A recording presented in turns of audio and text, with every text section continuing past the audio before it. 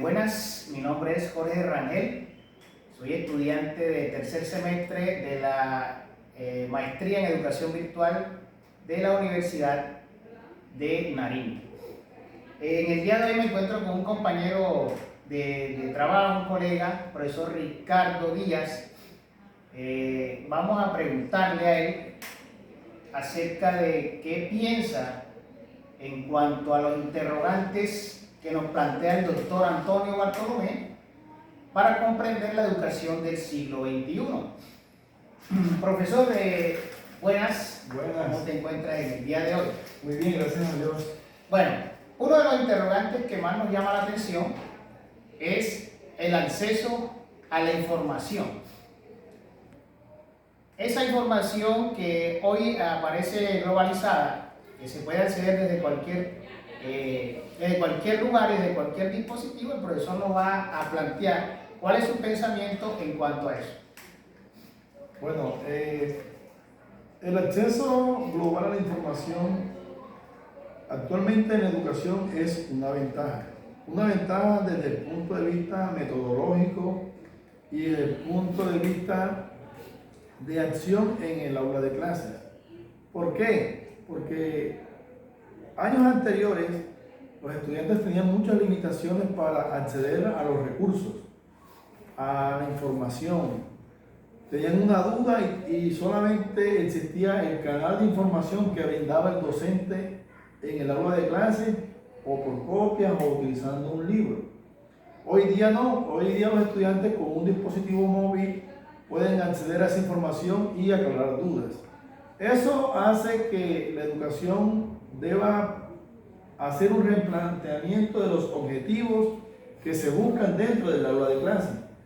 Uno de esos replanteamientos, ¿cuál debe ser?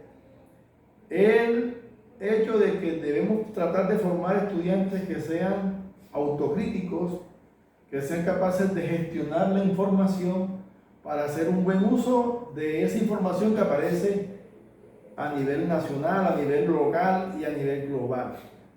Con ese objetivo, hacemos que el estudiante sea capaz de, 1, clasificar la información, 2, analizar la información, y que sea capaz de llegar a un proceso de autoformación. Cuando un estudiante es capaz de llegar a ese nivel de autoformación, ya automáticamente el perfil o la relación que hay entre estudiante y docente se modifica.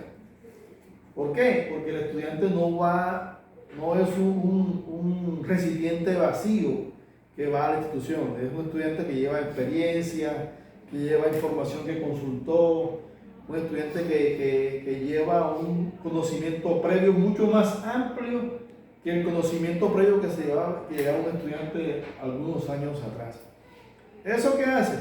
Que dentro del aula de clase se debe dar un espacio diferente, un espacio de socialización, un espacio de diálogo entre el docente y el estudiante, para de esa manera reflexionar, criticar y también analizar toda esa información que aparece en las redes, en las diferentes wikis, en los diferentes tipos de medios tecnológicos, con el objetivo de construir su propio conocimiento y tomar una postura frente a esa información que él tiene. Entonces, compañero Jorge, desde ahí vemos que se generan algunos aspectos positivos y algunos aspectos negativos en ese acceso a la información.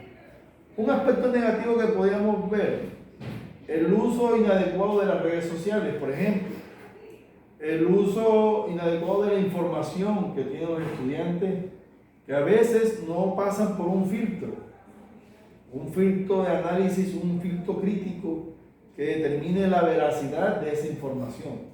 Muchos estudiantes acceden a la información, pero no hacen un análisis de la fuente de esa información.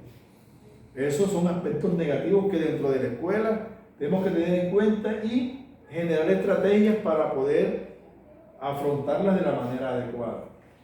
Entonces, como toda herramienta que se genera, el acceso global a la información tiene sus aspectos positivos y sus aspectos negativos, que nosotros como docentes críticos debemos siempre analizar, reflexionar y mirar cómo formamos estudiantes que sean capaces de autogestionarse y que lleguen a la autoformación. Bueno, muchas gracias.